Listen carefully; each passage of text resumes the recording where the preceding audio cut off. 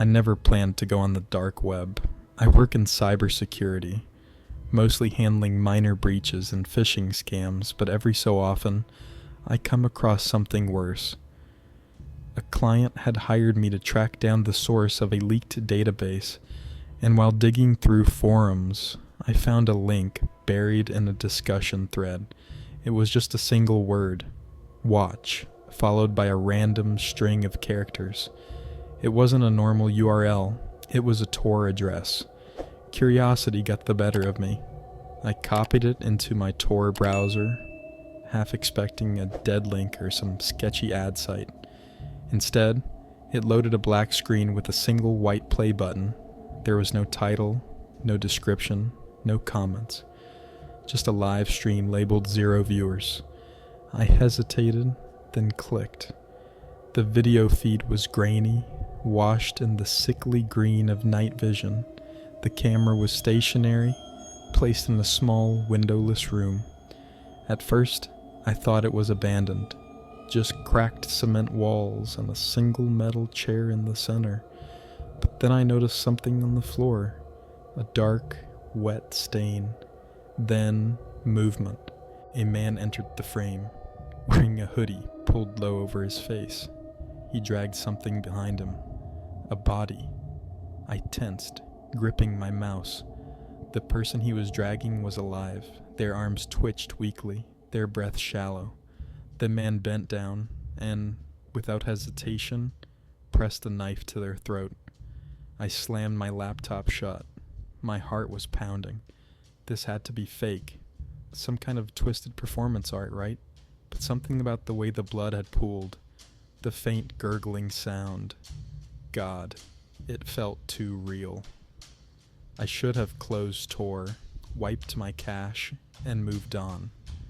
Instead, I reopened my laptop and checked the site again. 1 viewer. I wasn't alone. That night, I barely slept. Every sound in my apartment felt magnified. The hum of the fridge, the faint creak of the pipes. My mind kept replaying the video, searching for something, anything, that could prove it was staged. The next day, against my better judgment, I went back. The stream was still running, but the room was empty now. The chair was gone. So was the body. The only thing left was the stain on the floor. As I stared at the screen, a chat box flickered to life below the video. A single message appeared.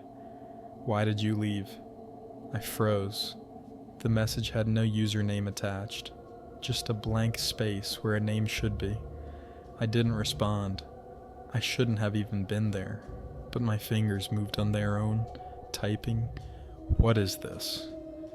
For a long moment, nothing happened. Then, new text appeared. You watched. A chill crawled down my spine. I slammed my laptop shut again and pulled the battery out. I wasn't taking any chances. Over the next few days, things got strange. It started small. My internet would cut out at odd times.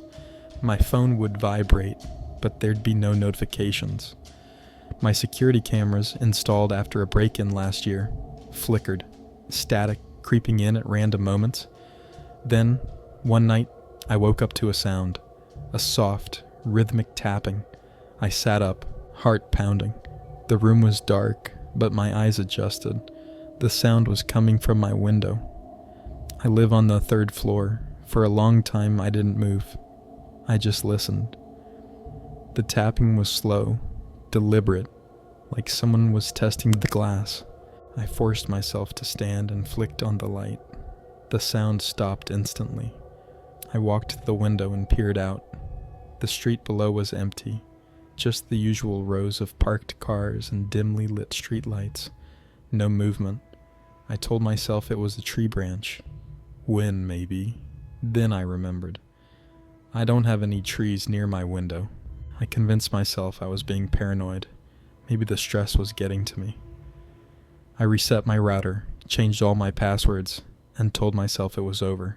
Then, last night, my laptop turned on by itself. I was in bed when I heard the soft chime. The glow of the screen lit up my dark apartment. I knew I hadn't touched it. Slowly, I got up and approached. The Tor browser was open. The stream was running. My stomach dropped. The camera angle had changed. It wasn't the same room anymore. The new feed showed a hallway. My hallway. The view was from just outside my front door. My breath caught in my throat. Then the chat box popped up again. "Let us in." I backed away from the screen, pulse hammering. My phone was on the nightstand. I grabbed it and dialed 911 with shaking hands. The call wouldn't go through, just static. A new message appeared. "We're already inside." Behind me, the closet door creaked open. I don't remember much after that. I think I ran. I think I made it to my car. I think I drove until my gas light came on. I'm in a motel now, using a laptop I bought with cash. I haven't checked the stream again. I don't want to know if it's still running. But just now, as I was typing this, my screen flickered. A message popped up in the corner. No username, no sender. Just 2 words. Still watching.